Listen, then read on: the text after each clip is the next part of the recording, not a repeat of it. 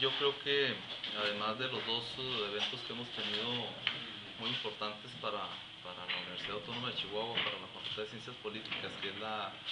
graduación de nuestros jóvenes de licenciatura y de posgrado, y ahorita el 43º aniversario, bueno, pues de alguna manera seguimos con el compromiso de la adecuación y fortalecimiento de los talleres. Ahorita tuvimos la oportunidad de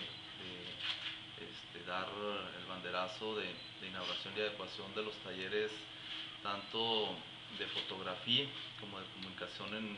lo que se refiere a multimedia. Y por otra parte, comentarles también que se está haciendo un esfuerzo por generar un espacio que dentro de la formación integral de los muchachos es muy importante, y sobre todo también de los profesores, que es la activación física, la recreación,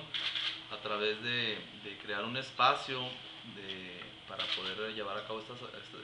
actividades. Y se cuenta ya con el equipamiento, se cuenta ya con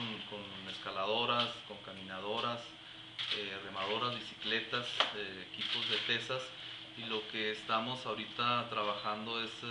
en la adecuación del espacio, que estaríamos hablando de la parte donde está el domo, y que consideramos que es la parte que podemos acondicionar para